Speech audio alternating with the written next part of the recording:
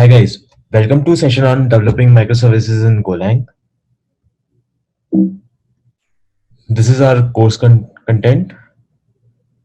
So first we are going to see on some information about monolithic architecture, and then we'll jump to microservices architecture. Then you are going to introduce with gRPC, which is an RPC framework to create microservices, and then we are going to differentiate between REST and RPCs.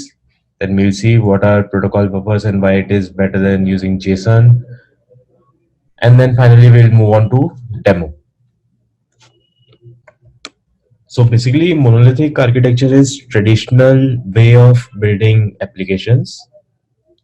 So in this particular architecture or in this particular systems, whole system is built as a single unit. Basically, you can see that uh, just a minute. So this is our client. It is interacting with the presentation layer, which you can think of like REST APIs or APIs or UI. This is our application logic, basically server which we have hosted, which contains our business logic, basically operations specific to your use cases. And then there must be some database. So on the top of it, you are using DAO, and then you are interacting with database with this DAO. The whole system is built as a single unit. If there is some problem in DAO, then it will result in error, or it will result in failure of the whole system at once. So you can see that components are tightly coupled with each other.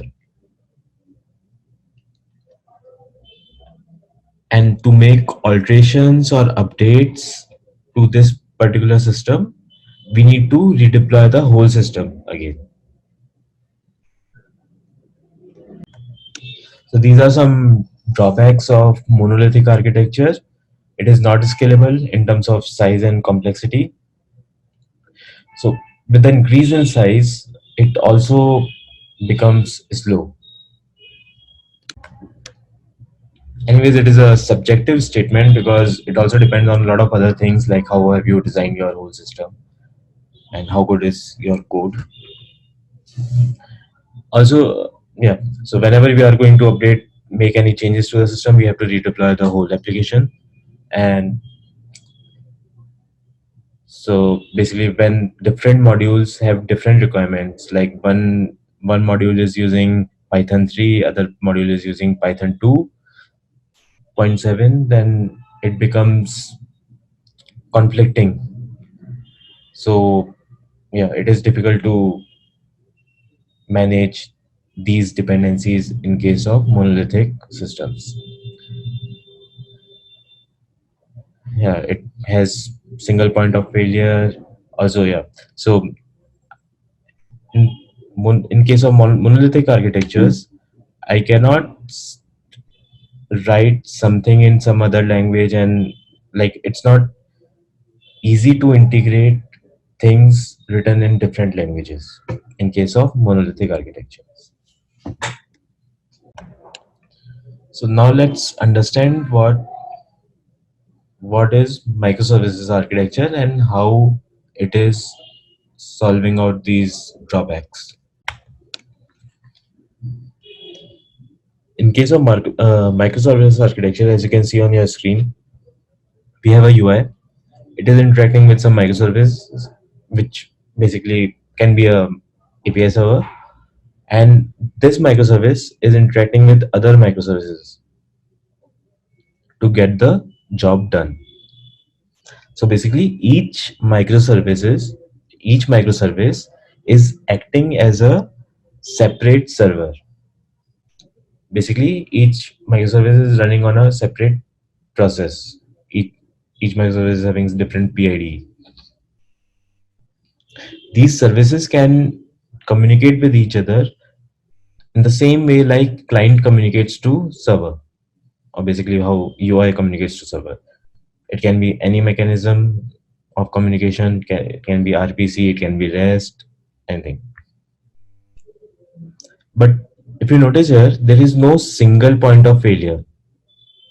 If this microservice goes down, then this microservice will still be up. But when it will, but for some operation, when it will contact this microservice, then it will not be able to respond this. But it will always be up. This microservice will always be up. So things are loosely coupled between them. And you can use different languages to write different microservices, because each microservice is communicating with another microservice. So things are not tightly coupled. So you can use different tech stacks for different microservices. In the same way, deployment can also be handled based on microservices basis. So basically, if I want to make changes in this particular microservice, why would I need to deploy the whole system again? I can directly make changes in this particular service. And these days, new technologies like Kubernetes or Dockers, they are very handy with this microservices architecture.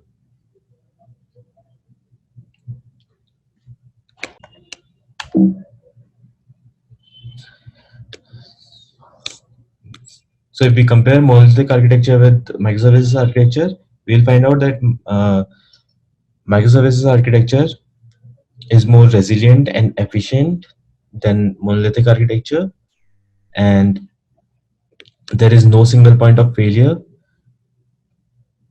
Each microservices encompass a functionality of a system.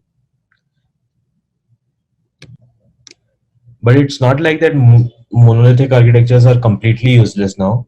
There there are still some benefits of them, like logging and monitoring is easy in monolithics, and also they are easy to debug and test. They are simple to deploy. Basically, you just need to deploy the whole application at once, and their development is also easier in monolithics. But if you talk about big projects, then it becomes difficult to manage or go ahead with monolithic architecture. Also, error handling is also easy in case of monoliths, but uh, it is also a very subjective statement.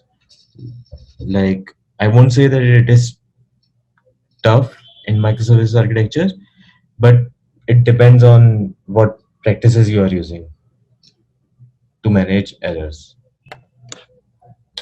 Before understanding gRPC, let's move back to microservices slide, and let's understand what it takes to create a microservice. So let's talk about only these two microservices, okay, and communication between them. Okay, so if these two microservices are interacting with each other, that means we need a valid communication, right? Communication between them. For that, I need some kind of a contract. Basically, it can be a REST API or it can be a RPC call, anything, right? But I need a interface to be present here and here, which can send data to this particular microservice and receive response from this particular microservice, right? Here, gRPC comes into picture. This communication will be handled through via gRPC. Now, let's understand what gRPC does, what RPC is, and how is it better than REST, and what is the like in case of REST, or when the user interface contacts with any of the API server, we send out JSON and requests and responses, right? But in gRPC, we use protocol buffer 3.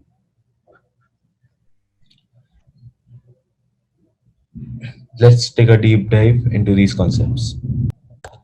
So gRPC is a RPC communication based open source framework which was developed by Google.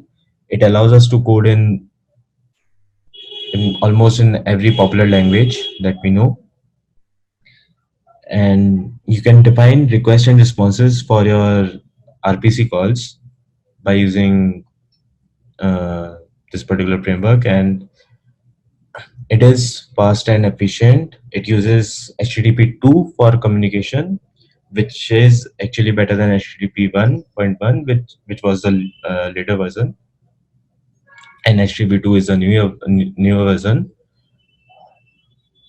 It uses protocol buffers for communication. We'll see what protocol buffers are. So let's understand what RPC is.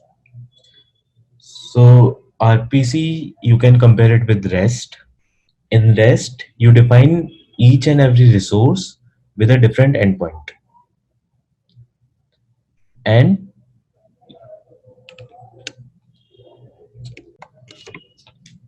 RPC thinks in terms of exposing functionality in terms of functions, basically.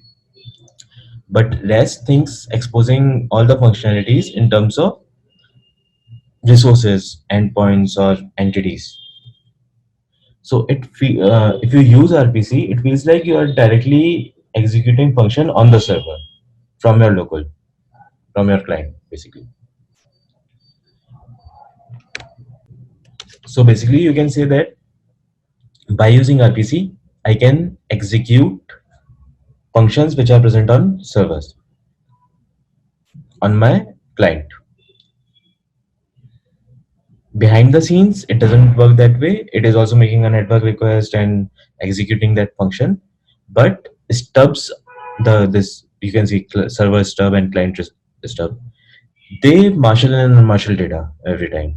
So it doesn't let you feel that this whole network call is made and you're actually performing a operation on the server. It feels like you are just executing a function of server on your local. These are some point of differentiation between REST and RPC. So you can go through them. Protocol buffers. So basically, you can compare protocol buffers with JSON. So this is how a proto message looks like. Basically, you have something called a search request. Then you're specifying a string, which is of type query, and these are field numbers. Basically, they are used to identify your fields when the message is in binary format. Okay. And you have to write, since we are using protocol buffers 3, then you have to write this syntax equals to proto 3. So basically, why we are using these protocol buffers? So as you can see, in communication, JSON will stay as plain text, but while communicating it via protocol buffers, then it will be protocol buffers will be converted into binaries, and so they are much more compact as compared to JSON. And we have strictly typed rules defined for us. Like this particular message can only have query, page number, and result per page. That's it, right? So it is highly efficient. It is best suited for large data, and also it takes less amount of time in parsing because we are already sending messages in binary format. So basically system doesn't have to spend time on converting plain text to binary then processing it. And dot proto is the file extension of all protocol purpose. Since protocol purpose are highly compact and message size is also smaller, so it saves a lot of network bandwidth. So HTTP 2 was released in 2015 and it is much more efficient than HTTP 1, which was released in 1997. So basically, in case of HTTP 1, it was actually opening a new TCP connection every time it sends a request. But the major upgrade in HTTP 2 is that we just have to create one TCP connection and then server will start responding us, and it can send multiple responses for one request, for one connection. Also, it allows headers to be compressed. So which so in case of HTTP 1.1, headers were in plain text, but they have actually compressed it, and it promotes the use of SSL, which is encryption, SSL encryption, so that no one can intercept the messages between client and server. Also, it has streaming support, and basically you can directly write streaming query, streaming logic in your on your client and as well as on your server. So, and it also allows server push. Basically, server can push data to client directly. So these are this is the part which I'm quoting for from document. So you can read it. It basically tells that gRPC is encouraging SSL and TLS encryptions or authentications.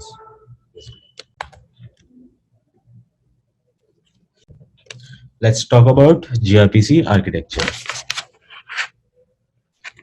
So as you can see,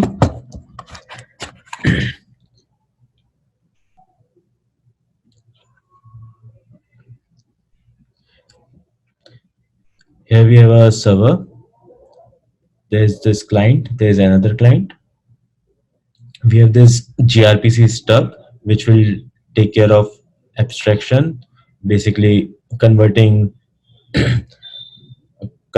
or marshalling or unmarshalling into protos and from protos. This is also gRPC stub. One gRPC server stub might be present in this particular server. It will be present. And that's how communication happens. We send a proto request, it returns a proto response. We send a proto request, it returns a proto response. In this case, if you see, we have something called as inventory.proto. So basically, both client and server both are adhering to inventory proto. That means inventory.proto contains some rules which are illustrating the way these two services are communicating within each other. Okay.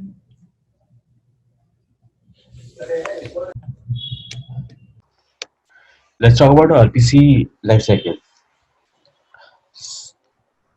So using gRPC, there are basically four types of communications which are possible. First, first is unary RPC communication, in which basically this is the client and there's a server. Then client will send a request and it will get a response. This is unary. In case of server streaming, Client will send a request to server. Instead of giving out just one response, it will give multiple responses to the client. This is server streaming.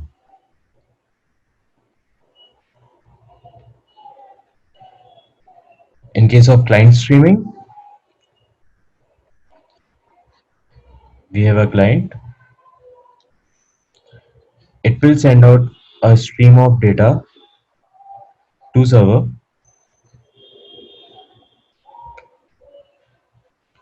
and it will return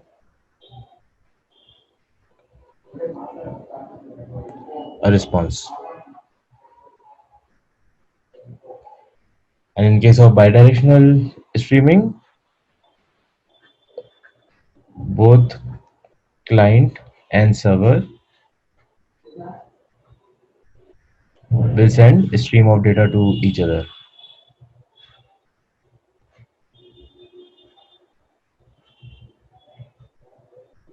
Okay, this is bidirectional.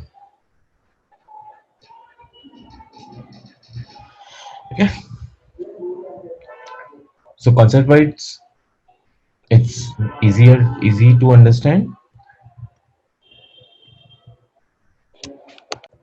Things will be more clear when we'll do a demo.